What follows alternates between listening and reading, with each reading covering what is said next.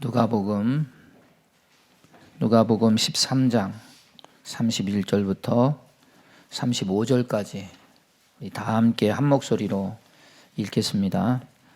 곧 그때에 어떤 바리새인들이 나와서 이르되 나가서 여기를 떠나소서 헤롯이 당신을 죽이고자 하나이다. 이르시되 너희는 가서 저 여우에게 이르되 오늘과 내일은 내가 귀신을 쫓아내며 병을 고치다가 제3일에는 완전하여 지리라 하라. 그러나 오늘과 내일과 모레는 내가 갈 길을 가야 하리니 선지자가 예루살렘 밖에서는 죽는 법이 없느니라.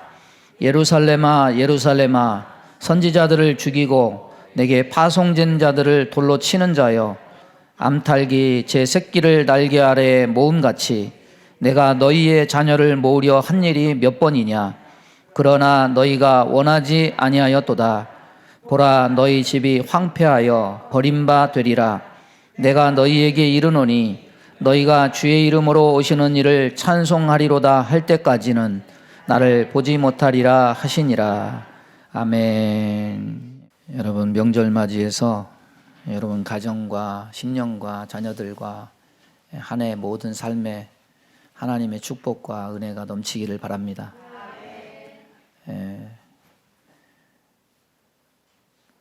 명절 맞이해서 우리 장로님들하고 당회원들하고 여러분한테 세배는 못 드려도 인사는 해야 되겠다, 이런 생각이 들었어요. 그래서 우리 장로님들 나오세요.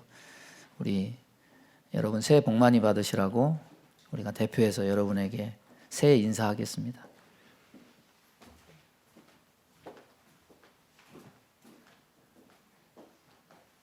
새해 복 많이 받으시고 건강하십시오.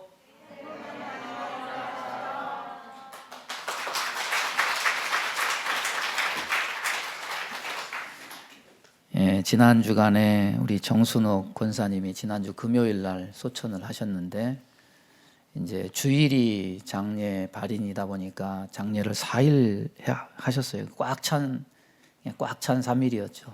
우리 정순옥 권사님은 우리 정영환 장로님 누님이십니다. 누님이시고, 또 제가 2004년에 왔을 때 제가 1월 달에 오고 우리 이철호 장로님, 정순옥 권사님이 2월 달에 오셨어요. 지나간 세월 보니까 18년 동안 같이 한 세월 신앙생활 함께하고 또 봉사하고 여러 가지 일들이 주마등처럼 스치고 드디어 이제 지병이 있으셔서 결국 천국에 가셨는데, 오늘 명절임에도 불구하고 우리 장로님들 가족, 자녀들, 또 상주 되시는 우리 이병주 집사님 예배에 인사하신다고 같이 함께 하셨어요. 여러분 한번 일어나서 인사하십시오. 감사합니다. 감사합니다. 우리 가족들에게 이제 가신 분은 하나님과 함께 계시니까 걱정할 게 없습니다. 문제는 가족들이 또 이 세상을 잘 헤쳐가고 자녀들이 복을 받는 것이 굉장히 중요한 일이에요. 우리 가족들의 하나님의 은혜와 위로가 넘치기를 기도해 주시기 바랍니다. 잠시 기도하겠습니다. 하나님 아버지, 오늘 이렇게 명절임에도 불구하고 명절을 우선하지 않고 하나님 앞에 예배하는 것을 우선하는 주의 백성들에게 복을 주시고, 한 해의 모든 가는 길에 하나님께서 강건함과 복으로 채워 주옵소서. 그리하여서 낙심, 절망, 좌절하지 않고 세상에서 이기고 승리하고 나누어주고 베풀고 영혼을 살리고 이런 영혼의 부자들이 다 되게 인도해 주옵소서. 또 가족을 잃고 슬픔에 빠진 우리 정순옥 권사님 유가족들에게 하나님께서 위로와 아버지 슬픔을 하나님께서 기쁨으로 앞으로 인생길에 주님께서 채워주시기를 원합니다. 아브라함과 하나님의 품에 우리 정 권사님은 천국에서 하나님의 영광 중에 거하신 줄로 믿습니다. 그 믿음을 본받아서 가족들이 믿음 안에, 은혜 안에 살아갈 수 있도록 인도해 주옵시고, 그 믿음의 길을 온전히 행하며 살아갈 수 있도록 하나님 함께하여 주옵소서. 예수님의 이름으로 기도하옵나이다. 아멘. 우리 서로 인사하겠습니다. 새해 복 많이 받으세요. 영육간에 강건하시기 바랍니다. 봉도가 말씀 가지고 차이라는 제목으로 말씀 전하겠습니다. 전과 비교해 보면은 명절이 많은 차이가 있죠. 특히 코로나 겪은 이후에 이 명절 치르는 분위기도 더 간소화되고 간략화된 것 같습니다. 하지만은 그래도 명절은 명절입니다. 어렸을 때나 지금이나 변치 않게 TV에서 보도하는 내용은 똑같아요. 서울과 부산이 몇 시간 걸리느냐, 어제 뭐 5시간이다, 7시간이다, 9시간이다. 오늘은 좀 풀렸다 그러네요. 코로나 이후에 처음으로 이 방송이 다시 나오는 걸 보니까 명절은 명절이구나 이런 생각이 듭니다. 하지만은 이 명절 분위기라는 것도 제가 어렸을 때, 청년일 때, 또 그리고 지금 항상 똑같지는 않아요. 명절 분위기가 환경의 지배를 받고 또 상황에 따라서 달라지고 이런 것이기 때문에 시대마다 이렇게 분위기의 차이를 보이는 것은 어쩔 수 없는 일인 것 같습니다. 이런 차이가 있을 때 우리가 세대 간에 서로 이해하고 양보하고 배려하고 보조를 잘 맞춰갈 필요성이 있습니다. 그러나 이렇게 모든 것이 바꿔지고 변해서 차이를 보여도 바꿔지지 말아야 될 것, 바꿔지지 않고 고정된 것이 있습니다. 우리는 시대가 변해도 변하지 않는 것, 바꿔지지 않고 고정된 것, 이것을 가리켜서 진리라고 부릅니다. 요즘 시대가 많이 발달해서 옛날과는 다르게 현금 쓰는 사람이 별로 없어요. 이제는 카드도 안 쓰고 이제는 스마트폰 하나만 가지면 그걸로 뭐 차도 타고 그걸로 결제도 하고 이런 시대가 됐습니다. 저는 기계를 좋아하지만은 스마트폰 결제 이런 거는 또 별로 좋아하지 않아요. 뭐 제 통장에 돈이 많아서 누가 해킹할까 뭐 이거 두려워서 그런 게 아니고 편한 것은 알지만은 사실 이 편리함이 절대 공짜는 아닙니다. 내 개인 정보를 제공해서 얻는 거래의 결과죠. 공공기관에서 앱 하나 설치하려고 하면은 5만 가지를 다 요구해요. 뭐 주소 써도 되냐, 사진 써도 되냐, 위치 추적해도 되냐, 연락처 다 써도 되냐, 뭐 이런 걸 싹 다 요구하죠. 그래서 그런 거 하다가 내가 마음에 안 들어서 허용을 안 누르면은 그럼 앱 못 쓴다 이렇게 되죠. 그래서 우리가 신문 방송에서 뭐 큰 은행 카드사 거기에 맡긴 고객 정보가 몇십만 건이 유출됐다 이런 거 한두 번 본 게 아니죠. 내 개인 정보가 뭐 별로 중요한 것은 아니고 나 뜯어 먹어봐야 뭐 나올 것도 없지만은 그래도 그걸 팔려 다닌다 이렇게 생각하니까 그게 별로 탐탁지가 않아서 이 스마트폰 결제 별로 좋아하지 않습니다. 여러분 시대가 이렇게 발전해서 이 스마트폰 하나만 가지면은 이렇게 편리한 게 모든 게 다 되는 시대가 됐어도 그 옛날부터 가치를 지닌 그게 하나 있죠. 그게 뭐냐? 금과 은입니다. 뭐 금과 은이 옛날부터 써왔지만은 지금 이 시대도 금과 은은 구닥다리야. 옛날에나 썼지 지금은 안 써. 이렇게 취급하는 사람은 하나도 없어요. 여전히 가장 효력 있고 가장 큰 지불 수단이고 그 가치가 떨어지지 않고 사람들이 여전히 좋아하고 그걸 가지면은 입이 걸쳐지고 이렇게 변하지 않는 물건입니다. 왜 그렇습니까? 그 금속 자체의 금은의 성질이 이건 변하지 않는다는 신뢰가 있기 때문이죠. 진리도 마찬가지입니다. 진리는 그 자체로 완벽한 것이고 완성된 것이고 온전한 것이 진리입니다. 변하면 진리가 아니에요. 하나님이 우리에게 주신 구원이 완성된 진리라고 한다면 이 구원도 문화처럼 문명처럼 갈아타도 되고 차이가 나는 그런 것이라고 한다면 이건 괜찮은 게 아니에요. 여러분 성경을 볼 때 여러분은 뭐가 가장 충격적이고 두렵습니까? 여러분 뭐 심판도 두렵고 죽음도 두렵고 예수님이 저주하는 것도 두렵겠지만은 저는 개인적으로요 뭐가 가장 충격적이고 두렵냐면은 내가 나의 구원과 나의 믿음을 나는 요 정도쯤 되는 거야 이렇게 판단했는데 주님이 나를 평가할 때 나의 구원과 나의 믿음 이런 것을 판단하는 것에 차이가 난다. 저는 이게 굉장히 눈앞이 캄캄해질 것 같습니다. 그런데 이런 사례, 자기 혼자 자기의 믿음, 자기의 구원, 자기의 신앙에 대해서 매우 자부하고 확신하다가 주님에게서 외면받거나 책망받거나 심판받는 사례가 의외로 성경에 굉장히 많이 나와요. 예를 들면 마태복음 7장에서 주여 내가 이것도 하고 병도 고치고 내가 선지자 노릇했지 않습니까? 그런데 나는 너를 모른다. 주님이 완전히 외면하시죠. 눈앞이 캄캄해요. 마태복음 25장에 보면 양과 염소의 비유도 마찬가지입니다.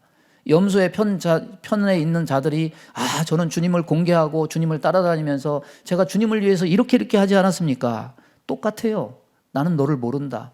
작은 소자에게 하지 않은 것이 내게 하지 아니한 것이다. 너는 지옥불에 들어가라. 캄캄해요. 요한계시록 4장에 또 거기는 교회가 나옵니다. 사대교회, 나는 살았다. 라오디게아 교회, 나는 부자다. 주님은 전혀 딴 얘기를 하십니다. 너는 죽었다. 너는 벌거벗었다. 가난하다.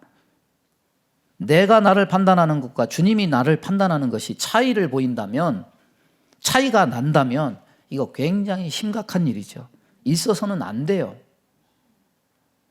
오늘 제목을 이해하려면 23절 말씀을 먼저 기억해야 될 필요가 있습니다. 어떤 사람이 예수님께 구원을 받는 자가 적으니까 질문을 합니다. 주님이 뭐라고 말합니까? 결론적으로 말하면 구원을 바라는 자는 많지만 구원 받는 자는 적다. 따라서 보겠습니다. 구원을 받는 자는 많지만 구원 받는 자는 적다. 왜 그럴까요? 내가 바라는데 왜 구원을 못 받습니까? 그것은 오늘 제목이 해답이에요. 차이가 나기 때문이겠죠. 차이가 나는 거예요.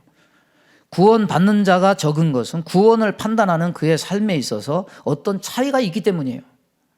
특히 내가 나를 스스로 인정하는 것과 주님이 나를 인정하는 것 사이에 차이가 있기 때문이겠죠.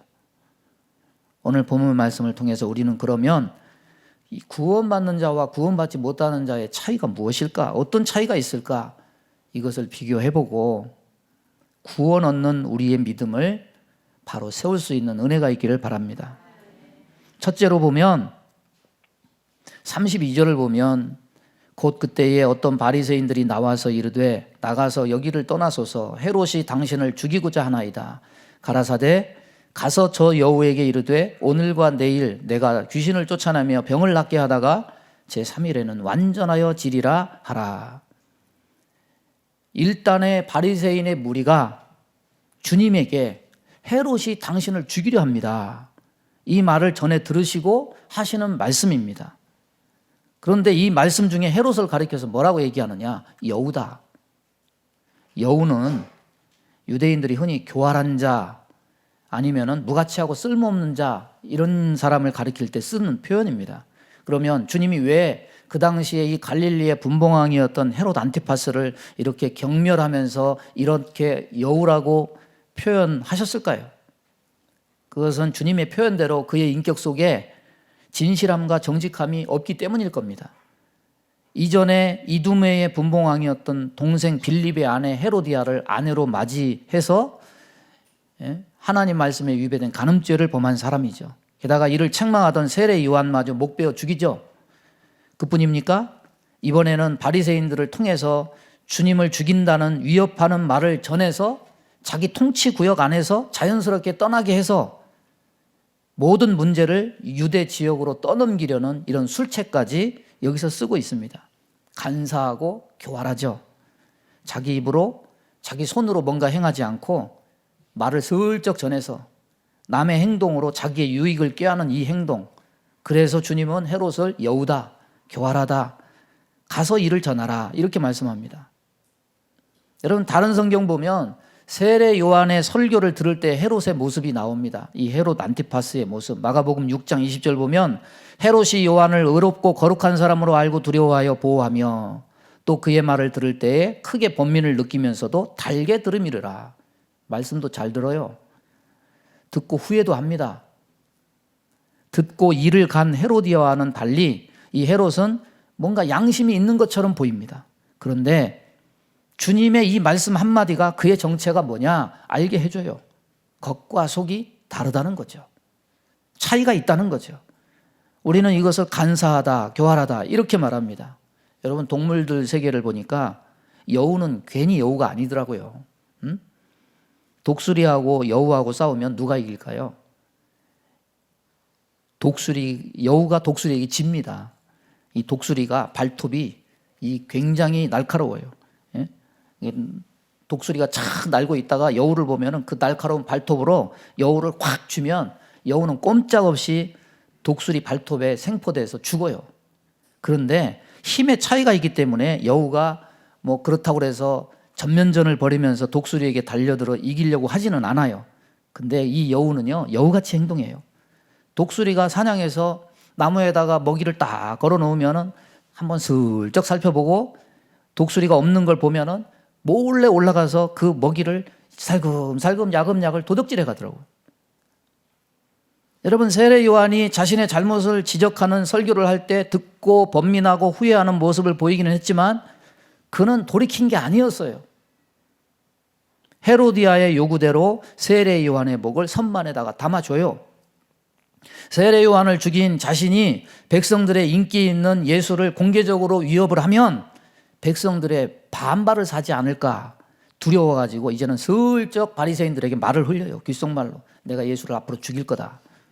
그 말을 전해서 그 말을 퍼뜨려서 자신에게서 자신의 입으로가 아니라 바리새인들의 입으로 자신을 떠나게 해서 화근을 없애려는 이런 교활한 간계를 쓰고 있죠.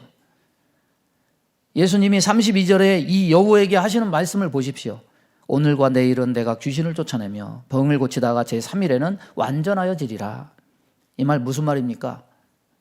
뭐 헤롯이 죽인다고 해서 이 세상을 구원하러 오신 하나님의 아들이 두려워가지고 그것을 피하고 자신이 자기 백성을 구원할 일을 못할 것이 없어요. 오늘과 내일은 주님이 살아계시는 날들을 말해요. 그때는 예수님이 뭐 하느냐? 하나님 나라를 선포하고 당신의 할 일, 백성들을 고치고 귀신을 쫓아내는 천국 확장하는 일을 하실 것이라는 겁니다. 그러나 3일은 뭡니까? 십자가를 지시고 무덤 속에 들어가는 죽으셔야 하시는 날을 말해요. 그때는 하나님이 자기 백성을 구원하시는 일을 완성하신다는 말입니다. 그러나 이 말은 이런 의미죠. 네가 관계로 나를 위협해서 나를 쫓아내고 나를 움직인다고 해서 하나님의 구원이 방해받거나 하나님 나라가 위협받는 것이 아니다. 하나님의 구원은 인간의 잔꾀와 관계없이 반드시 이루어질 것이다. 그렇다면 우리는 구원받은 백성과 구원 얻은 백성의 구원받지 못하는 백성의 차이가 뭔지를 우리는 깨달을 수가 있어요. 하나님의 백성이 아닌 사람은 이 헤롯과 같아요. 자기 꾀로 살려고 해요. 자기 잔꾀로 주님을 움직이려고 해요. 이 사람은 자기에게 유익이 될 행동이 뭔지를 스스로 압니다. 세상에서는 뱀 같은 지혜도 여우 같은 잔꾀도 어떻게 보면 필요할지 모르겠습니다. 하지만 이것을 주님 앞에 써먹으면 안 돼요. 구원받은 백성은 여우가 아니죠. 따라서 보겠습니다. 나는 주님의 자녀다. 여우같이 행동하면 안 되고 자녀처럼 행동해야 됩니다. 자녀를 대하는 부모의 모습은 다 똑같죠. 정겨워요. 보기만 해도 배부르고 뿌듯합니다. 그것이 다 부모의 심정입니다. 이 부모의 심정이 하나님 아버지가 저희들을 바라보는 심정입니다. 타항자를 대하는 아버지의 모습이 이와 같습니다. 아버지가 자녀를 자비와 긍휼과 사랑으로 대한다는 것만 가지고 그러나 그의 자녀임을 증명할 수 없어요. 사실 그와 같이 자비와 긍휼로 대하는 것은 믿는 자에게만 자비와 긍휼로 하나님이 대하십니까? 그렇지 않아요. 하나님은 악인에게도 자비와 긍휼을 베푸십니다. 그렇다면 자녀된 증거는 하나님이 우리를 대하시는 것만 가지고 판단할 것이 아니에요. 우리가 하나님을 대하는 것으로도 판단해 보아야 됩니다. 성경은 뭐라고 말합니까? 요한복음 10장 27절에 보니까 내 양은 내 음성을 들으며 나는 그들을 알며 그들은 나를 따르느니라. 세례 요한의 설교를 듣고 번민하는 헤롯의 모습은 동정심을 유발하지만 결국에는 뭡니까? 자기 하고 싶은 대로 하는 거 아니에요? 결국에는 자신이 구원받아야 될 구주인 예수를 남의 입을 빌어가지고 자기 땅을 떠나게 하려고 잔꾀를 부려요. 그래서 주님은 너는 내 자녀가 아니다. 너는 장꾀나 부리는 여우다. 이렇게 말하는 거죠. 동정받지 못해요. 여러분, 우리가 주님의 자녀라면 말씀 듣고 감동받고 후회한다고 인정받는 것이 아니에요. 잔꾀로 주님을 움직이려고 하는 것이 아니라 그분의 말씀을 듣고 따름으로 인정받게 되는 겁니다. 오늘 우리 찬양했잖아요. 예? 이 찬양 저는 가사가 좋아요. 후렴에 주의 말씀에 두려워 떠는 자, 그 말씀에 생명을 거는 자, 그 말씀에 운명을 거는 자, 이게 하나님 자녀죠. 그분의 말씀을 듣고 따름으로 인정받게 되는 거고 그 열매로 자녀인지 여우인지 알게 되는 거예요. 그런 의미에서 인생 어떻게 사느냐 중요한 문제입니다. 구원받았다는 것을 증명하는 것은 죽어서가 아닙니다. 내가 살아있을 때 구원받았다는 것이 증명되는 거예요. 따라서 보겠습니다. 삶이 구원의 증명이 된다. 어떻게 산지 보면 벌써 이 사람이 하나님 말씀을 두려워하고 떠는 자인지 아닌지 잔꾀로 적당히 예수 믿는지 아는 겁니다. 그러니까 여러분, 하나님 앞에 장꾀 부리면 안 돼요. 약삭빠르게 이해타산으로 그렇게 하면 안 돼요. 우리는 여우가 아니에요. 우리는 하나님의 자녀예요. 자녀답게 살아야 됩니다. 구원은 반드시 근거와 증거가 짝을 이룬다는 것을 알아야 돼요. 여러분, 오늘 명절인데 집에서 쉬지 뭐하러 여기 나와 있어요? 매일 지키는 주일쯤이니까 명절에 뭐 하루쯤 생략하고 뭐 가족과 있으면 되지 않나 이런 생각할 수 있잖아요. 근데 여기에 왜 왔어요? 적당히 살피고 장꾀 부릴지 몰라서 여기 앉아 있는 게 아니죠. 나는 하나님의 자녀야. 이 마음 때문에 여기 있는 거 아닙니까? 우리는 그분의 자녀이기 때문에 여기 앉아 있는 거예요. 하나님이 작정하셔서 우리를 구원하셨다면 우리 삶에는 반드시 이런 증거가 있는 거예요. 여러분, 하나님께 어떤 칭호를 듣고 싶습니까? 사랑하는 딸아, 사랑하는 아들아. 그런데 이게 아니고 너는 여우다, 여우야 이렇게 부르면 좋겠어요? 곤혹스러운 일이죠. 이건 눈앞이 캄캄해지는 일이에요. 구원의 차이, 여우냐 자녀냐 분명히 있어요. 두 번째는 뭡니까? 삶의 목표와 방향, 이거 굉장히 중요해요. 뭐 하면서 살아야 됩니까? 세상에 가장 가까운 관계는 가족이죠. 아내, 자녀, 부모. 근데 아무리 가까워도요, 도울 수 있는 게 있고 도울 수 없는 게 있고 돕는다고 해도 한계가 되는 일이 있고 스스로 해야 되는 일이 반드시 있어요. 공부는, 일하는 거는 대신해 줄 수 없어요. 여러분, 저 매일매일 설교하잖아요. 어떤 때는 설교하기 싫을 때도 있어요. 근데 여러분이 제가 설교하기 힘들다고 해서 와서 도와줄 수 있어요? 아니죠. 저 혼자 해야죠. 이건 제 일이에요. 대신해 줄 수 있는 성격이 아니에요. 마찬가지예요. 아무리 자식이 사랑스러워도 공부 대신해 주고 직장 가서 대신 일해 줄 수 있는 부모 없어요. 그건 자기가 해야지. 먹고 화장실 가는 거 도울 수는 있겠죠. 만약에 도와야 된다 그러면 병원 신세를 진다든지 아니면 선천적으로 스스로 할 수 없게 태어나든지 둘 중에 하나일 거예요. 후자라고 한다면 이건 평생 부모의 근심이야. 짐이 될 겁니다. 보통 사람들 숟가락 젓가락질 스스로 해서 먹어요. 이게 정상이에요. 자기가 할 일이 있어요. 노는 것, 어려서는 놀아줄 수 있죠. 그러나 유치원만 가도 친구들하고 놀지 부모하고 안 놀아요. 남편들 퇴직하고 집에 들어가면은 마누라가 안 놀아줘서 외롭다고 투정 부리지 말고 50이 넘으면 자기 혼자 스스로 삶을 노는 것도 혼자 노는 방법을 찾아야 돼. 요즘은요, 이제 60 먹어서 관으로 들어갈 나이가 아니고 100세 시대가 돼가지고 기본 수명이 늘어나서 퇴직해도 살아온 만큼 더 살아야 되는 100세 시대 아닙니까? 그러면 은퇴하면 방 안에 가만히 앉아가지고 바둑이나 두고 차려주는 밥상이나 먹고 그런 시대는 이제 지났어요. 생각을 바꿔야지. 나이 들면 노는 것도 알아서 혼자 노는 방법, 훈련 이거 해야 돼요. 삶은요, 무덤 속에 들어가기 전까지는 자기 스스로 역할을 반드시 해야 됩니다. 자신이 자신을 돕지 않으면 안 돼요. 공부하는 일, 일하는 것, 먹고 배설하는 것, 노는 것 스스로 알아서 자기 역할을 하는 것이 오히려 남을 도와주는 게 되는 거예요. 예수 믿는 것도 마찬가지입니다. 여러분, 그냥 예수 믿는 게 아니죠. 예수 믿으면 자기 할 일이 분명히 있습니다. 사도 바울이 예수님을 만나고 물었습니다. 주여, 내가 뭘 하리이까? 내가 이방인의 사도가 됐구나. 이방 땅에 복음 전하는 것에 자기 사명을, 인생을 걸었어요. 예수님은 말할 것도 없습니다. 예수님은 이 세상에 오신 목적과 방향이 명확하고 정확합니다. 오늘 말씀에서도 그것이 확고하게 드러납니다. 33절 보면 주님은 이렇게 말합니다. 오늘과 내일, 모레는 내가 갈 길을 가야 된다. 자기 백성 구원하는 일을 위한 일을 해야 한다는 말이죠. 이 말씀은 32절 기록 가운데 오늘과 내일 내가 귀신을 쫓아내며 병을 낫게 하다가 제3일에는 완전하여 지리라. 이 말씀과 짝을 이루는 말씀이에요. 예수님이 메시아로서 이 세상에 오셨고 메시아의 길을 흔들림 없이 가겠다는 주님의 확고한 의지를 표현하십니다. 그리고 복음서 살펴볼 때 우리는 이런 말씀이 단순한 그냥 말이 아니라 그리스도의 사역 전체를 결정하는 확고한 원칙이었다는 사실 분명히 발견할 수 있어요. 여러분, 예수님 주변에 복음서 보면 사역 초기부터 구름대와 같이 많은 사람들이 예수님 주변에 머무릅니다.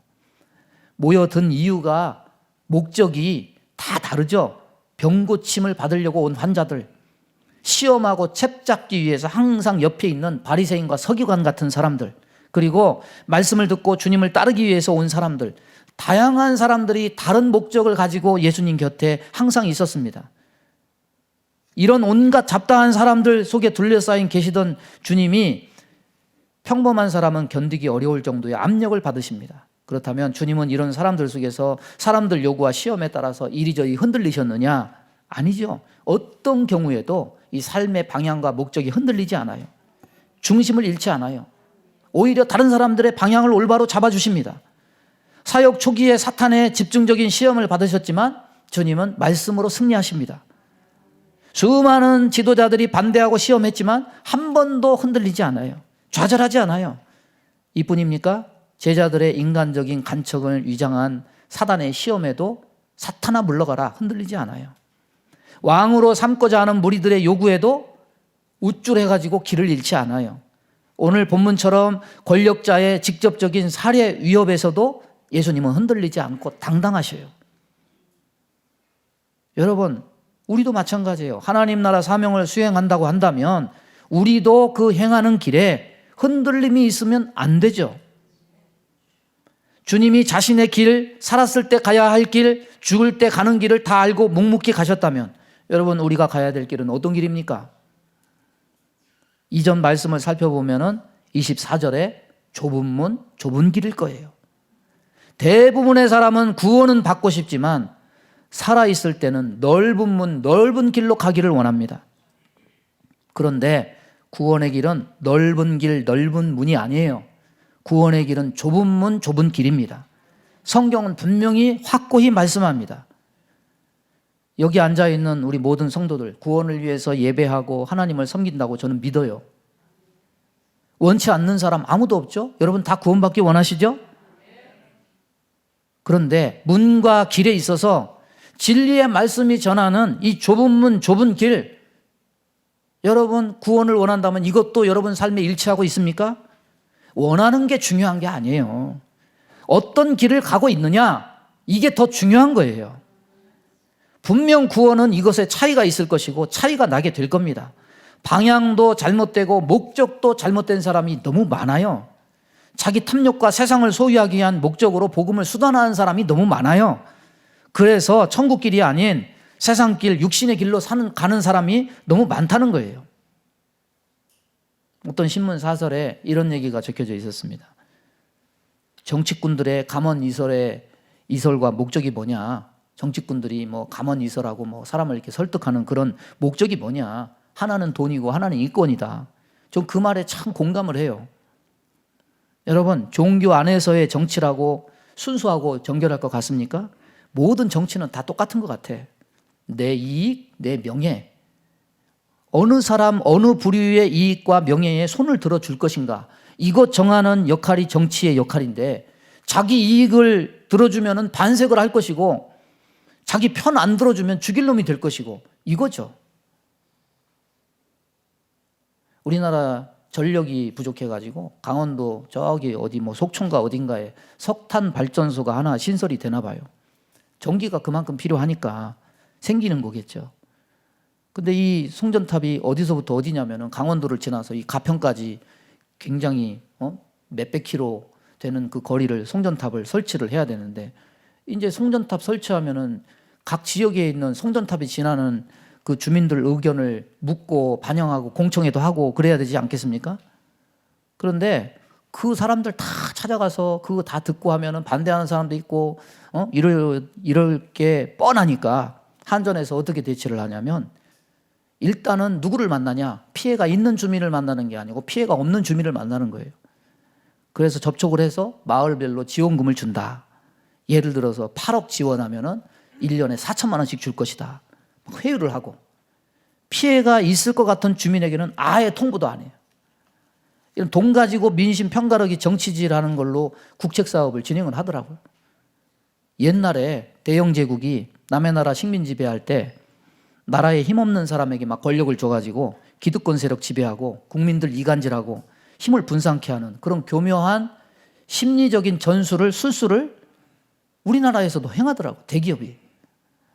그러니까 마을 공동체가 쑥대밭이 되는 거예요. 돈 받은 사람, 돈 못 받은 사람, 갈등하고 반목하고. 한전은요, 가만히 돈 주고 가만히 앉아 있어. 자기 편에 유리하게 상황을 이끌어가는 그런 모습을 봤어요. 여러분, 세상이 다 이런 거 아니에요? 세상의 목적은 이익에 따라 관계나 이런 모든 것이 다 달라져요. 국제 관계든 개인 관계든 이해 관계에 따라 사람들이 모이고 흩어지고 이합집산을 합니다. 여러분, 저와 여러분은 예수 믿는데 어디로 가고 있습니까? 바라는 목적이 뭐예요? 과연 우리는 예수님이 가시는 방향과 목적이 같습니까? 예수님은 길이 다르기에, 좋아하는 사람이 적기에 아마도 좁은 길이라고 했을 겁니다. 사람들은 구원은 좋아하는데 육신의 소욕을 만족시켜주지 못하는 좁은 길은 싫어해요. 그래서 많이 흔들리고 비뚤어지는 겁니다. 오늘 본문 전에 27절에 뭐라고 말합니까? 그가 너희에게 말하여 이르되 나는 너희가 어디에서 왔는지 알지 못하노라. 행악하는 모든 자들아 나를 떠나가라 하리라. 구원받지 못하는 자들의 특징, 차이가 어디 있느냐? 따라서 보겠습니다. 첫째, 열매가 없다. 둘째, 목적과 방향이 다르다. 기억하시기 바랍니다. 차이가 있어요. 예수 믿고 바라는 것이 잘못되어 있고 왜곡되어 있고 삐뚤어져 있습니다.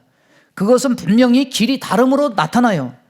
그런데 스스로는 자기를 속이는 거예요. 넓은 길로 가면서 좁은 길 가는 것처럼 나는 이미 구원받았어. 여러분, 구원받고 못 받고 분명히 길의 차이가 있어요. 응?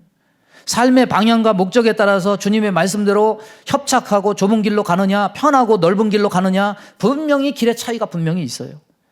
말씀대로 살기 위한 게 목적이 아니라 살면서 넓은 길 보장받기 위해서 예수를 믿는다면 이건 구원을 왜곡하는 겁니다.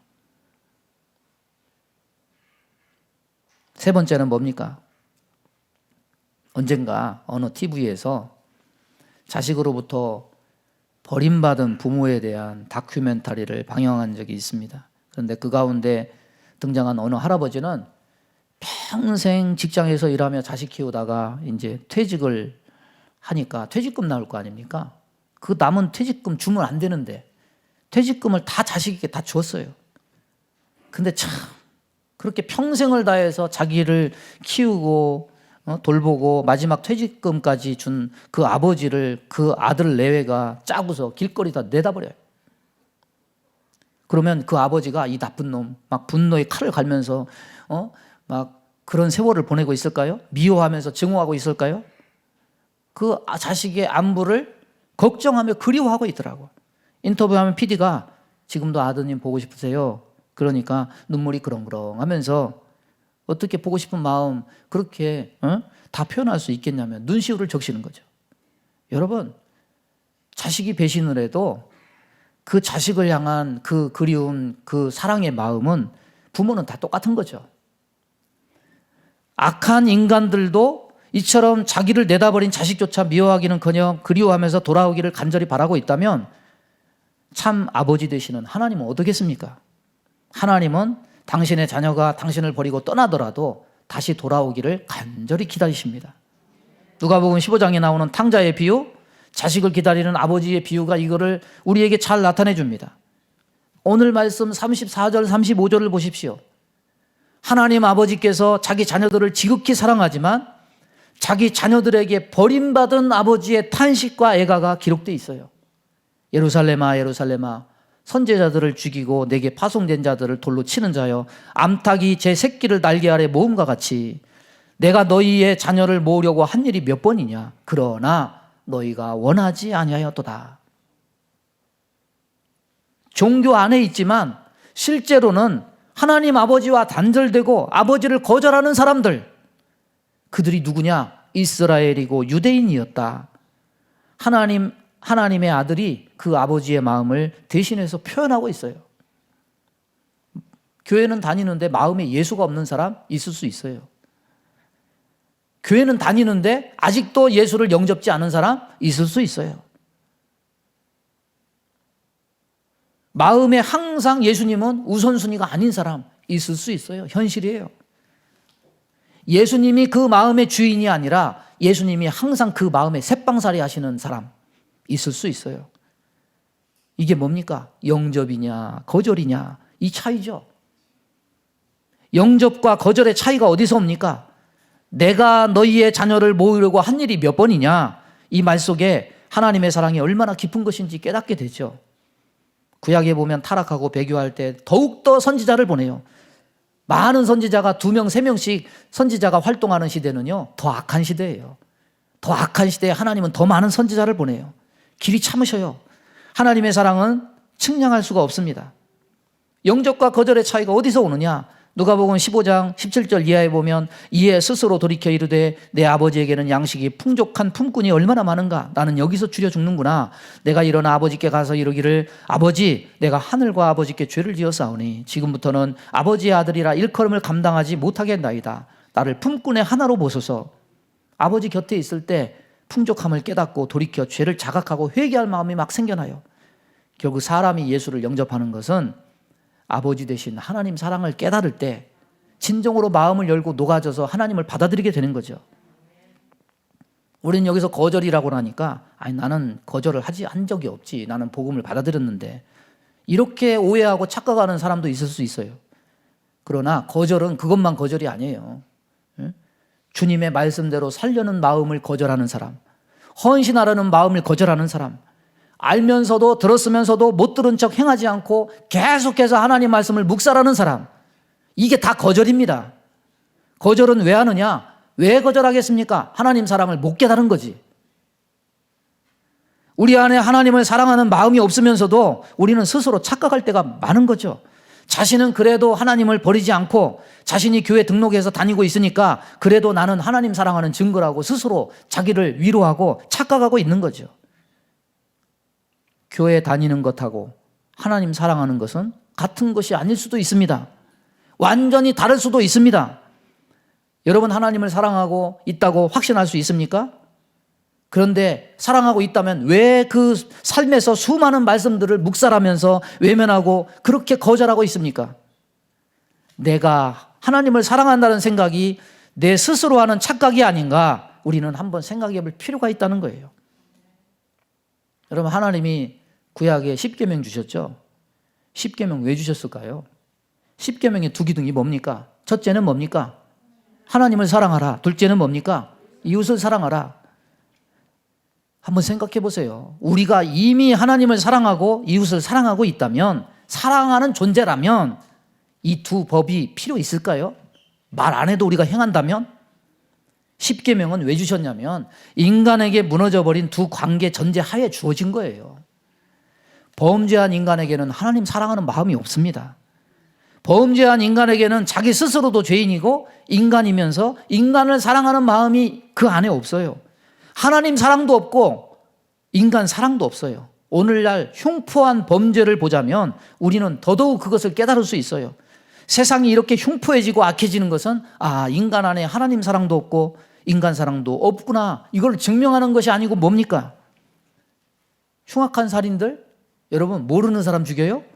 대부분 보세요. 먼 관계가 아니에요. 전부 가족이고 친구예요. 이거 보면 참 아이러니한 거죠. 이게 인간입니다. 사람의 적이 누구냐? 사람이에요. 미워하고 다투고 시기하고 질투하고 결국 싸우고 원수 삼아 죽여요. 하나님 사랑이 없으니까 믿음도 없어요. 인간 사랑이 없으니까 모든 사람이 적이고 원수가 됩니다. 누가 영접하고 누가 거절합니까?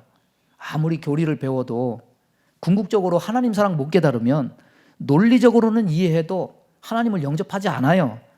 하나님도 거절하고 사람도 거절해. 결국 따라서 보겠습니다. 하나님 사랑을 아는 자만 예수를 영접한다. 하나님 사랑 모르는 사람은 예수님을 싫어하고 미워하고 그 말씀 듣기를 되게 거추장스러워하고 거절해요. 구원의 차이, 영접이냐 거절이냐 생각해 보세요. 여러분 안에 하나님 사랑하는 마음이 있습니까? 그 결과가 영접입니까? 그렇게 되기를 바랍니다. 말씀 정리합니다. 구원은요, 죽어서 받는 거 아니에요. 살아 있을 때 받는 겁니다. 살면서 수많은 말씀 듣지만 말씀의 한계는 뭡니까? 말씀이 우리를 깨닫게는 하지만 죄에 무능력해요. 죄를 씻지도 못하고 이기지도 못해요. 그럼 말씀은 무슨 짝에 쓸모가 있습니까? 말씀은 두 가지 역할을 하는 것이 분명합니다. 말씀 자체는 죄에 무능력하고 죄를 씻지도 못하고 이기게 하지도 못하지만 죄를 이기고 죄를 씻기게 하시는 분과 연결해 줍니다. 우리를 말씀이 예수 그리스도와 연결해 줍니다. 그래서 말씀은 구원받지 못한 자에게 구원의 기회가 되기에 꼭 필요한 거예요. 두 번째는 뭐냐? 주님과 연결된 자는 그분의 양분을 먹고 자란다는 거죠. 구원받아 믿음 얻은 자는 그분의 음성을 듣고 그분의 음성을 따르기에 성장합니다. 여러분, 주님 만나서 구원 얻었고 주님으로 인해서 오늘도 그 양분 먹고 자라고 성장하고 있습니까? 이것은 우리의 삶의 현실에 나타나야 될 증거가 돼요. 여러분, 예수 믿기 전과 예수 믿은 후 이 차이를 현저하게 보이고 있는가?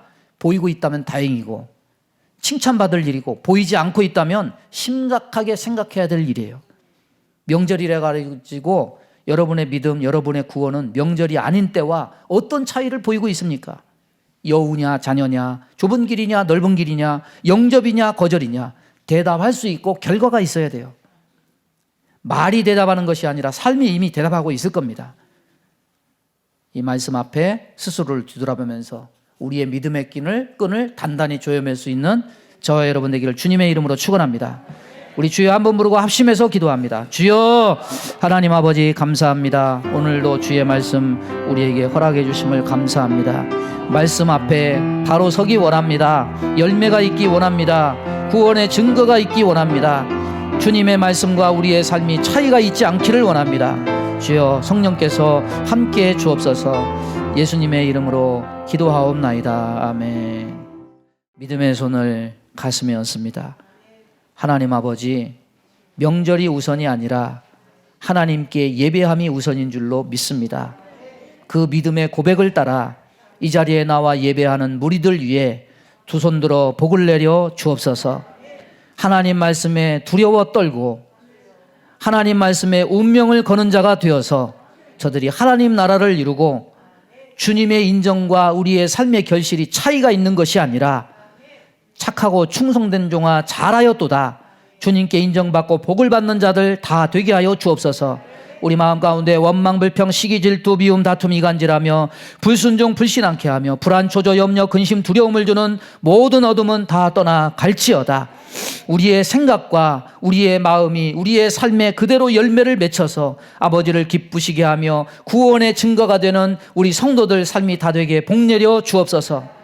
몸이 연약한 곳에 손을 얹고 기도합니다. 손을 얹은 곳마다 보혈로 씻어주시고 성령의 불로 태워 주옵소서. 예수 이름으로 명하노니 모든 병만은 다 떠나 갈지어다. 건강한 몸과 마음을 가지고 하나님께 영광 돌리며 복을 받고 복을 누리며 복을 전하는 천하만민이 복을 얻게 하는 주의 백성 다 되게 복내려 주옵소서. 예수님의 이름으로 축복하며 기도하옵나이다. 아멘.